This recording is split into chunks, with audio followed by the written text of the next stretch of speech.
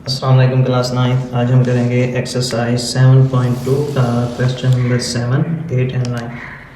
तो हम question number 7 read कर लेते हैं कि इसमें क्या कह रहे हैं। Find an equation of the perpendicular bisector of the segment joining the points A and B. ये इस लाइन के पॉइंट्स दिए गए हैं, यानी ये एक लाइन है। अगर मैं आपको यहाँ पर लाइन बनाकर दिखाऊं कि ये एक लाइन के दो पॉइंट्स है ए एंड बी। ये पॉइंट है यहाँ पर ए और ये पॉइंट है बी, 9, 8 वाला यहाँ पर। ठीक है, आप यहाँ लिखें 9,8 यहाँ लिखें। ये मैं सिर्फ समझाने के लिए बता रहा हूँ। Find an equation of the perpendicular bisector. Bisector इसे कहते हैं जो किसी लाइन को निस्फ करे, जो लाइन किसी भी लाइन के ऊपर आए और निस्फ करे, और ये होता है इस लाइन का परपेंडिकुलर। देखें यहाँ पर भी 90 का एंगल बन रहा है राइट एंगल, यहाँ पर भी 90 का एंगल बन रहा है राइट एंगल। तो bisector of the segment joining the points, तो ये जो नीचे वाली लाइन है इसके जो पॉइंट्स दिए गए हैं और ये लाइन जुड़ी हुई है ये जो परपेंडिकुलर है बाइसेक्टर इसके साथ। अब हमने जो इक्वेशन फाइंड करनी है वो इस लाइन की फाइंड करनी है। ठीक है, यहाँ पर कहा है find an equation of the perpendicular.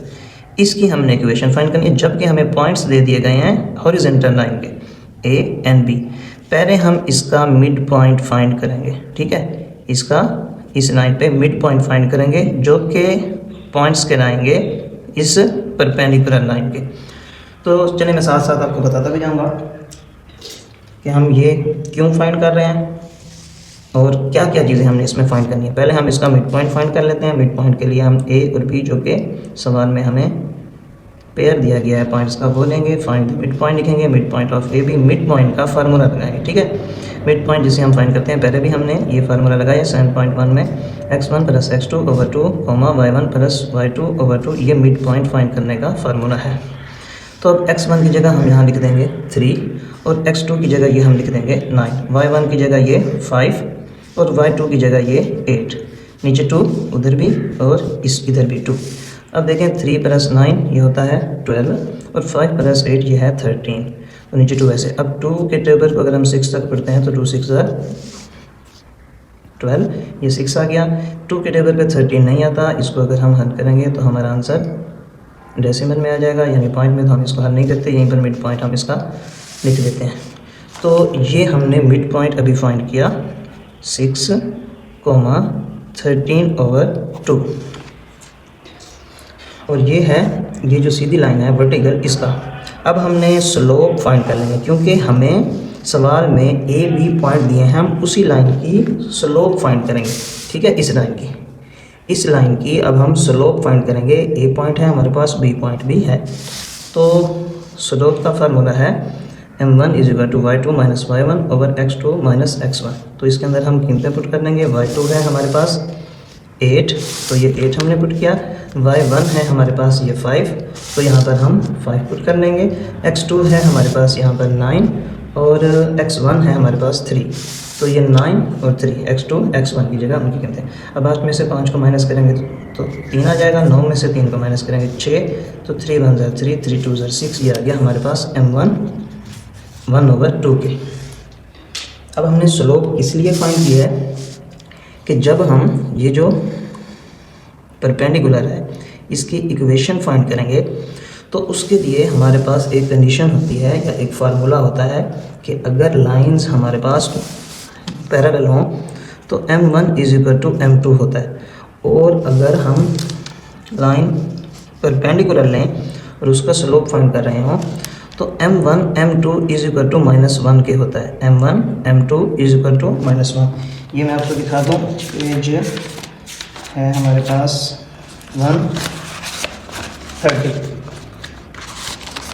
130 page पर है। ये देखें, परपेंडिकुलर के लिहाज से m1 = -1/2 और m1 m2 = -1।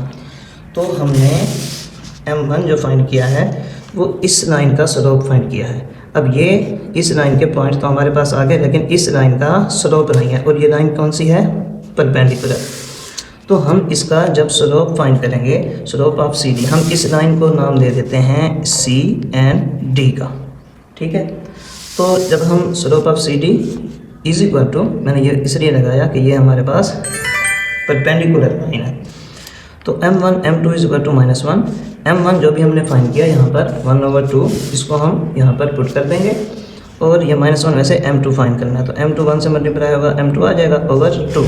अब देखें क्रॉस मल्टीप्लाई हो जाएगा, इसके नीचे 1 है, m2 1 से मल्टीप्लाई होगा तो m2, और 2 मल्टीप्लाई होगा -1 से, तो ये आ जाएगा 2 1 से 2 प्लस माइनस माइनस। तो अब हमारे पास m2 भी फाइंड हो गया, यानी स्लोप भी आ गई इस लाइन की, ये जो परपेंडिकुलर है इसकी स्लोप भी आ गई। अब हम इसमें फाइंड कर सकते हैं इक्वेशन को, देखें, now find an equation of the perpendicular. अब x1 हमारे पास 6, y1 हमारे पास 13/2 जो हमारे पास मिड पॉइंट आए थे, ठीक है। यहाँ से मैं आपको दिखाऊँ कि ये जो मिड पॉइंट आए थे ना हमारे पास 6 एंड 13/2, ये x1 ये y1, ये मिड पॉइंट्स x1 y1, एक पॉइंट इसका एक पॉइंट इसका, ये दो लाइन, ये दो पॉइंट आगे एक ही लाइन के, जैसे इसके थे a और b, और इसकी स्लोप हमने यहाँ फाइंड की थी 1/2, और इसी स्लोप की मदद से हमने m2 यानी परपेंडिकुलर की स्लोप फाइंड कर ली। अब हमारे पास इधर का पॉइंट है, इधर का भी है, और ये स्लोप भी है, तो अब हम इसकी इक्वेशन फाइंड कर सकते हैं। तो इसके लिए हमने यहाँ पर ये लिखना है ना कि x1 6 है, y1 13/2, और स्लोप जो इस अभी हमने इसकी फाइंड की m2 वो है -2।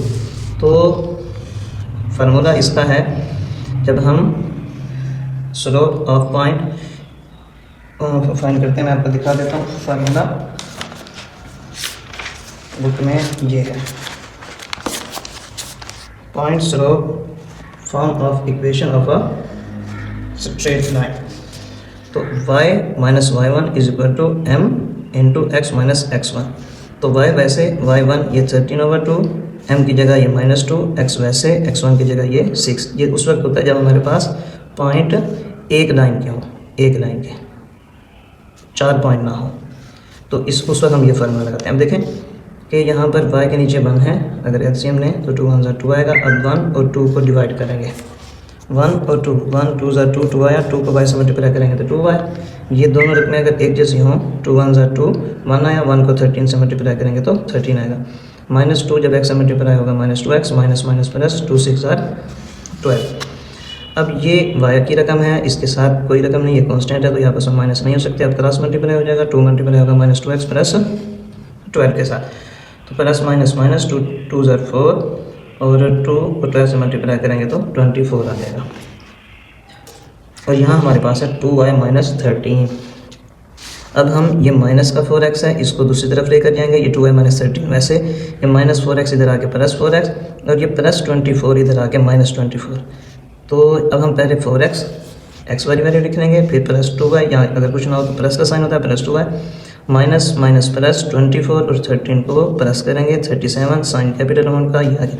तो हमारे पास परपेंडिकुलर की इक्वेशन ये आती है, यानी इस लाइन पे अगर इक्वेशन हो बनाएं तो ये बनती है। अब हम देख लेते हैं क्वेश्चन नंबर 8 को।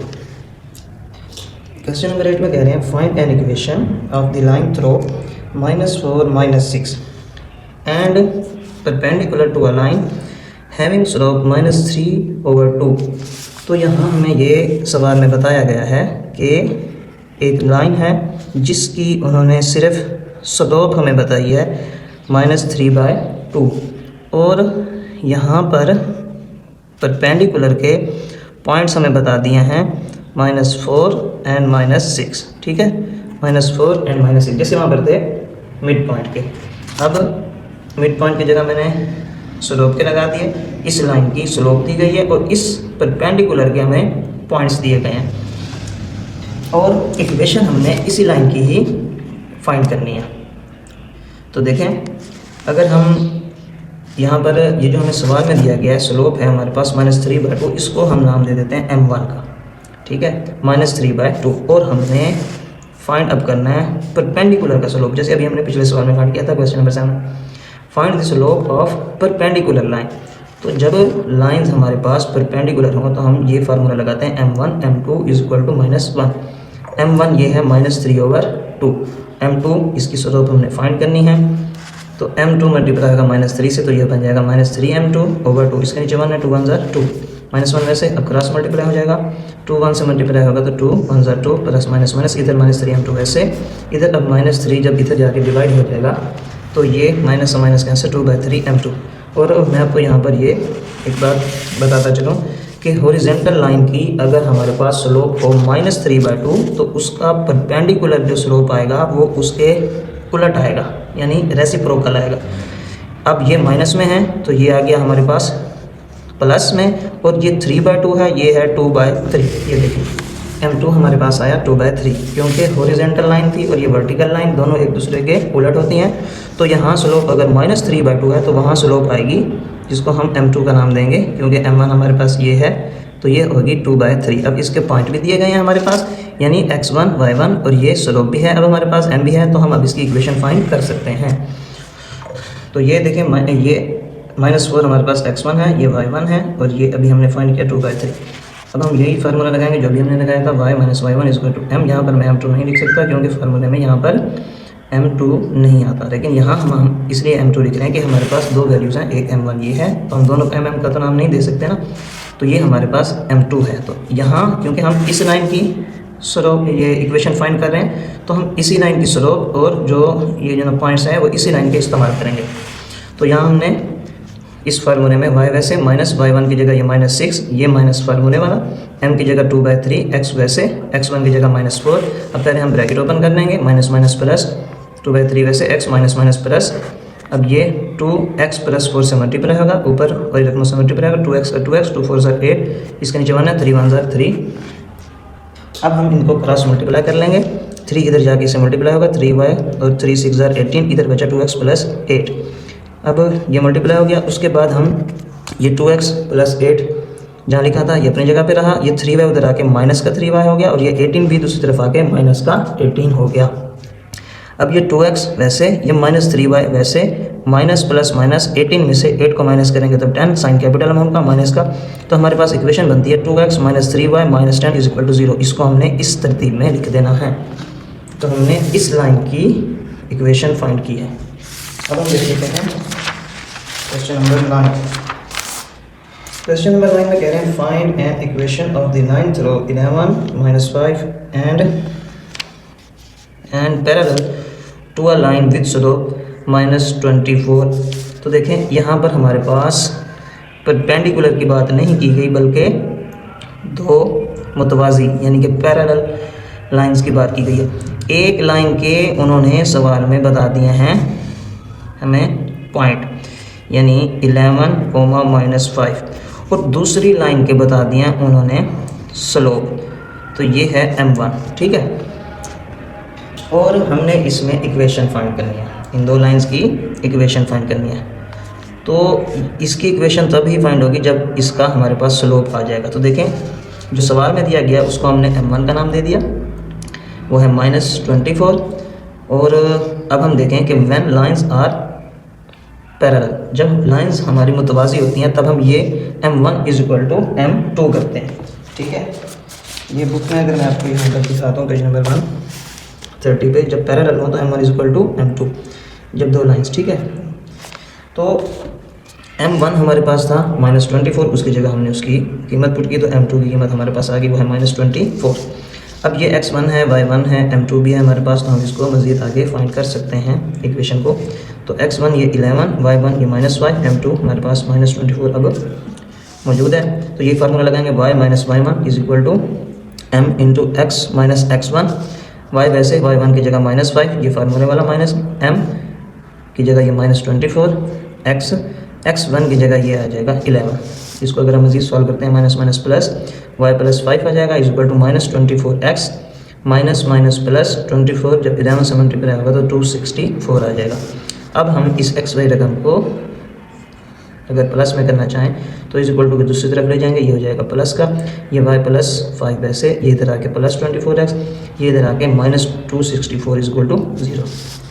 अब हम पहले xy रकम को लिख लेंगे, फिर y वाली रकम को, और ये -264 में से जब ये प्लस का 5 को हम माइनस करेंगे, क्योंकि माइनस प्लस माइनस, 264 में से 5 को माइनस करेंगे तो 259, साइन कैपिटल अमाउंट का माइनस का, तो इस तरह हमारे पास इक्वेशन आएगी 24x + y - 259, यानी इस लाइन की इक्वेशन हमारे पास बनती है 24x + y - 259। लिखने नहीं, ये मैं वैसे बता रहा हूँ।